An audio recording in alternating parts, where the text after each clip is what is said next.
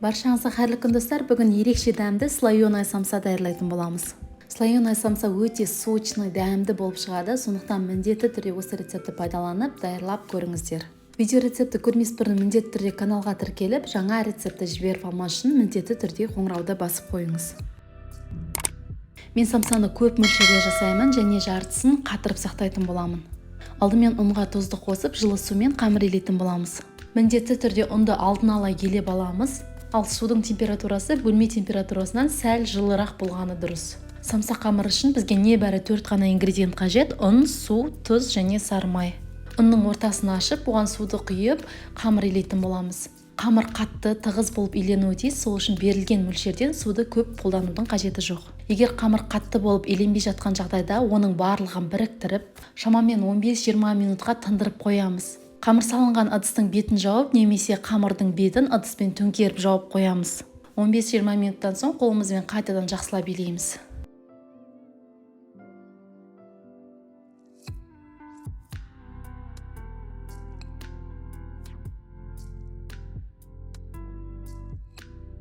Иленген қамырды 4 бірдей бөлікке бөліп аламыз.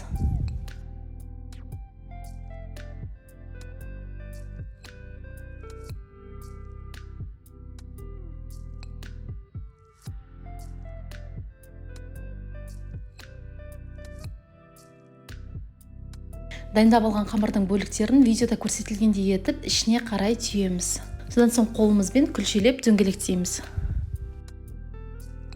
Күлшеленген қамырдың бетін жауып, шамамен 15 минутқа қалдырамыз. Ал осы уақытта біз салмасын даярлайтын боламыз.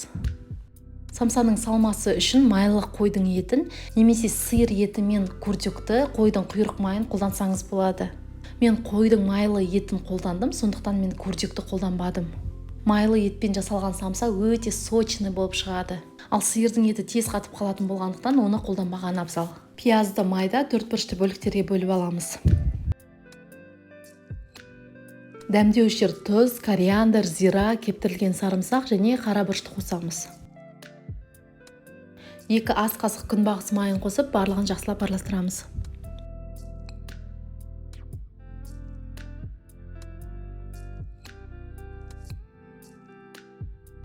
Тындырылған қамырды күлшелеп, біртіндеп отырып шығарып, ұн сеуіп жаямыз.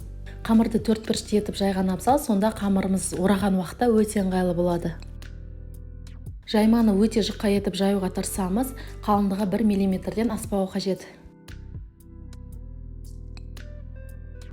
Сары майды алдын ала ертіп, оны аздап суытып аламыз. Ерген сары майды бетіне жағып шығамыз. Осылайша 4 қамырдың барлығын 4 бұрышты етіп жайып аламыз. Бетіне ертілген сары майды жағамыз, үстіне тағы қамырды қоямыз, үстіне тағы сары майды жағамыз. Осылайша 4 қамырдың барлығын бір-бірінің үстіне жайып, оның үстіне сары май жағып шығамыз.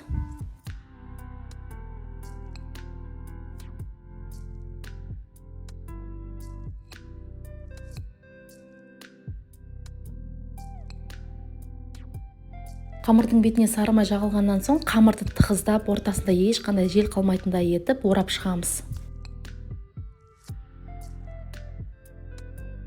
Оралған қамырды 2 немесе 3 бірдей бөлікке бөліп аламыз.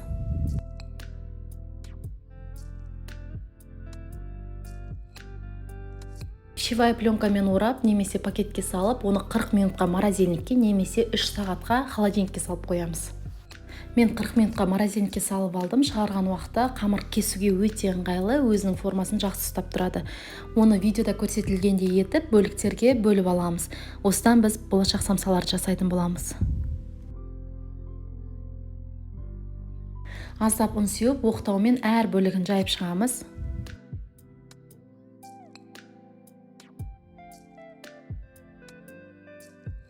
Самса қамырының ортасын аздап қалыңдау етіп қалдырып, жан-жағын видеода көрсетілгендей етіп, оқтаумен жан-жаққа қарай жаямыз. Өздеріңіз көріп отырғандай, бізде осындай өте әдемі, ортасы дөңгеленген қамыр пайда болуы тиіс. Әдемі дөңгелектелген жақты самсаның бет жағына қаратамыз. Оның ішіне салмасын саламыз. Самсаны өздеріңіз көріп отырғандай 3 бұрышты етіп жасаймыз. Ол үшін видеода көріп отырғандай үстіңгі 2 жағын бірінші бүгіп аламыз. Содан соң астыңғы жағын бүгеміз.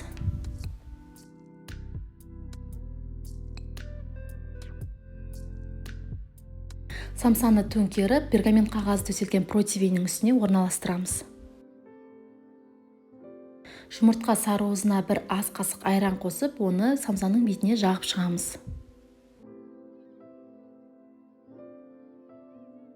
Самсаның ортасына кунжут дәндерін сеуіп шығамыз. Самсаны 180 градуста қызып тұрған пеште шамамен 35-40 минут көлемінде пісіреміз. Осымен біздің өте дәмді самсаларымыз дайын. Сіздер де міндетті түрде жасап жақындарыңызды қуантыңыздар. Барлығымыз қонақ шақыратын уақытта өте асығыс боламыз. Сондықтан бұл самсаны алдын ала жасап, морозильникке қатырып сақтасаңыздар болады. Қонақ келердің алдында пісіре қойсаңыз, самса өте дәмді болып шығады. Сонымен қатар сіздер менің каналымнан осы тарелкада бірге ұсынылған фаршированный блинчикидің рецептін таба аласыздар. Ол да өте дәмді болып шығады. Блинчикидің ссылкасын описаниеде қалдыратын боламын. Ал мен өз каналымда сіздермен тек қана ерекше тағамдардың, әртүрлі торттар мен десерттердің мастер-классымен бөлісемін. Сондықтан міндетті түрде менің каналыма тіркеліп, жаңа рецепті жіберіп алмас үшін қоңырауды басып қойыңыз. Менімен бірге болып, менің каналымның дамуына үлесіңізді қосып жатқаныңыз үшін сізге зор алғыс айтамын.